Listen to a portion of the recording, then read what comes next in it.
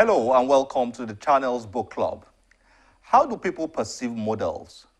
There seems to be certain stereotypes about models that point to them being vain and not interested in very intellectually engaging and society reforming activities. Models like molecular biology MA Sunniva Stoddal, Eamon, who has a law degree and has been accepted into Cambridge University's art history program, Estonian national chess team president Carmen Kass, and computer geek Rachel Clark all debunk the myth of models being all about beauty without brains. Nigeria has a version of this group of smart models. One of them is our first guest in today's episode. Eeefy, as she is popularly called, is not just a successful model, but she's also a talented stylist, designer, TV producer, actress, entrepreneur, motivational speaker, and writer. Eeefy is the author of a book titled The Queen of Cyberspace. Her writings are simple, motivating, and germane.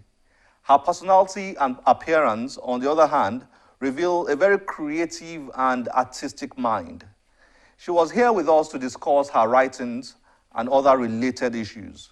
Please join us after this break. You can get somebody to do anything you want. See me, I call every woman princess, queen, darling. And when they see me, they ask me, if you always say I'm darling, I'm beautiful, so I'm beautiful. I do that not because I think they're better than me. I do that because I want to lift up their spirit. Because I want them to feel beautiful. Because I want them to feel good within themselves. So I do that. I call every woman queen, empress, darling, say, girl, you look beautiful. If I want to tell you something is wrong with your hair, I'm not going to just say, which hair is this now? No!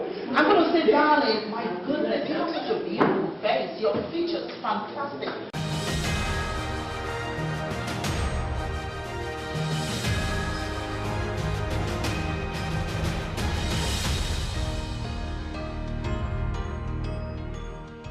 Eeefy, it's nice to have you on the channel's book club. Nice to be here. How are you? Very fine, thank you. There's a lot to talk about, but I'm going to start from your story. You've got a very inspiring story, I have to say. You're going to tell us about how you designed all these things you're wearing. This whole drama. You are a stylist, you're a model, you're a designer, you're a writer. Yeah, motivational speaker. You do motivational speaking. I'm an activist. You are an author. How do you manage all these things? Well, let's just say I'm busy. Yes, I'm busy. Always trying to develop myself. Always trying to do something to make a difference, to contribute to society. So my time on earth is not wasted. Let's put it that way. So instead of running around terrorizing with my beauty, I try to contribute to give balance to the beauty. That's good. Now, you had an accident born when you were young. Yes, when I was 2.5 years old. 2.5 years. I was barely 3. Yeah. And you had to live with the bone, with the bone, ugly scars, yes, for many years. For many years, yes. How did you manage that, and how has it contributed to your writings today? Is there any connection? Well, of course, it is connected because coming from excruciating pain and struggle, my writings and my life is always. It's always about inspiring other people and about helping others find their path to healing. I don't like to talk about it, but, my childhood struggles, went into adulthood, of course, because I lived with it for so many years. And only in the last 14 years or 11 years, I started going through treatments, going in and out of the hospital, going through skin grafts and lasers and all of that. Yeah. Tough. Yeah, very, very tough. Very, very, very tough. Oh. Sometimes you wish you don't even wake up from that surgery bed. Yes, I wish that so many times, but I'm glad that I'm okay now. So my writings are inspired by that as well, because I know my problems are not peculiar to me. I know there are other children out there going through struggles. They're broken, they're in pain, whether it's by accident or inflicted by wicked people or their own ignorance or mistakes. There are so many people going through pain, and I want to touch their lives. I think my own life will be fulfilled if I can reach out to other people through my brokenness, through my pain. Now, what I find fascinating about this book is that it's a compilation of your Facebook postings, and that's very unique. A lot of people go on Facebook and do all sorts of things. I read your post on Facebook, very inspiring. Thank what you. You've done here is to put them together in a book. I find that very interesting. How did you come to that decision? What inspired creating this? I want people to get something from me, just like when I meet people in real life. I think if conversation with me cannot, give them something, cannot inspire or motivate something, then I'm just another nuisance. See, I see it that way.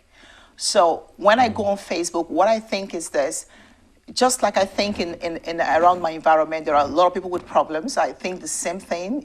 I even have more of them online because they are bored and they're looking for something to do. So they go online and spend their time doing all kinds of things. Some crazy, some reasonable and whatnot. So I decided I'm going to be one of those people that will go online and share something that somebody somewhere can take and do something for themselves. That I can be that person that can illuminate somebody's life.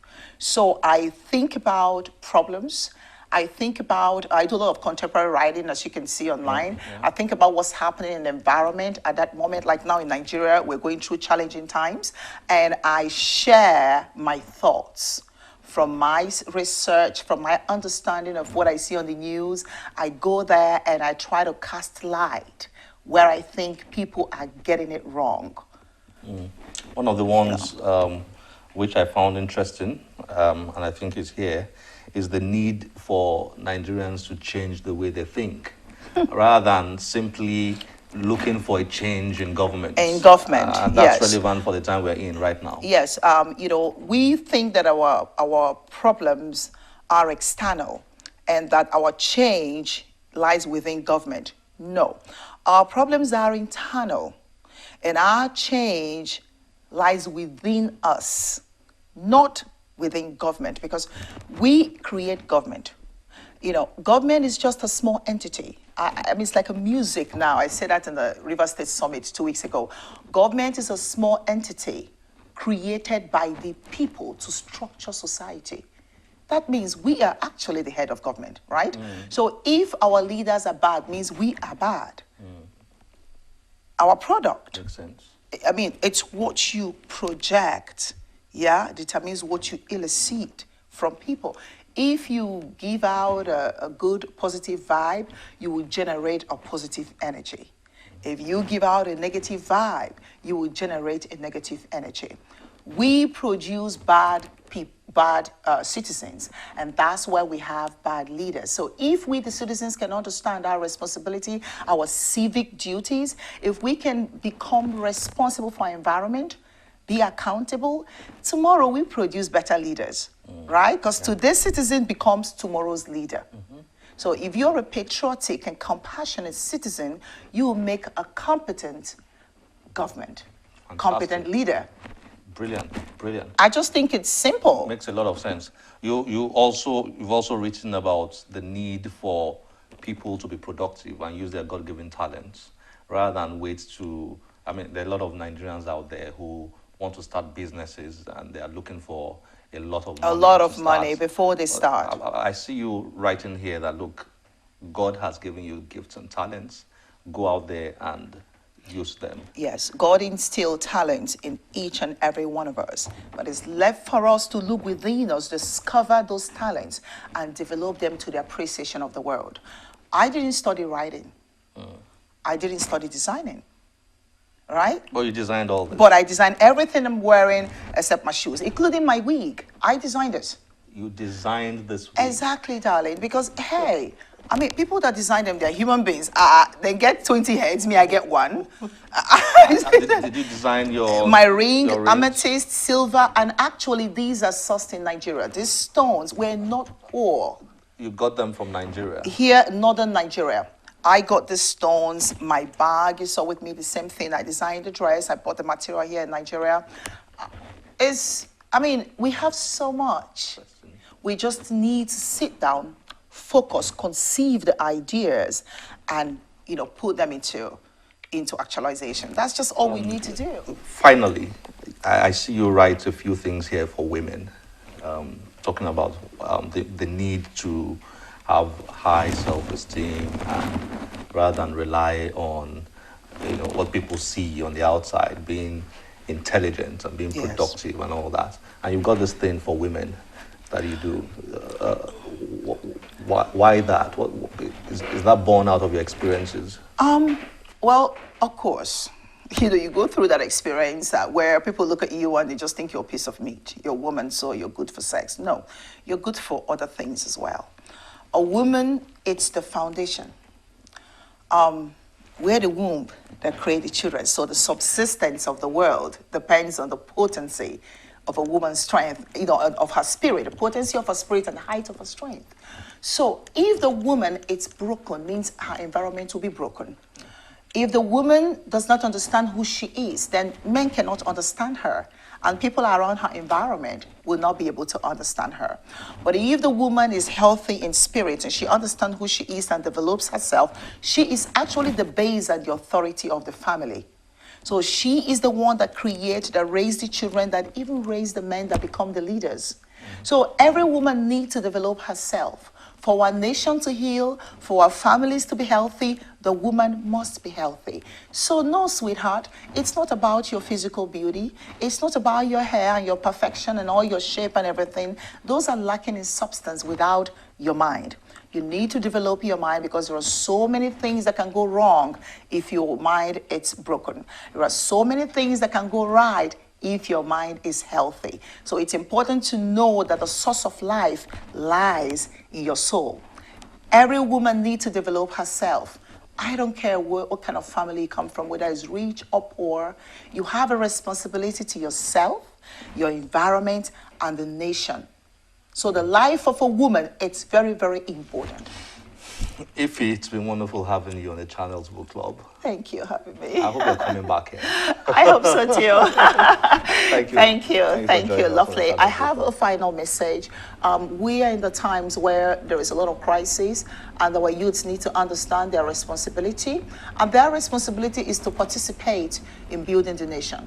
So I want the Nigerian children, both men and women, the youths, to understand that they must learn to promote peace, they must learn to promote unity, they must learn to promote patriotism, and they must learn to develop themselves. Because to develop the nation is to develop our human resources as well as our natural resources. So thank you. Eeefy, thank you very much. Thank you for joining us. Thank you.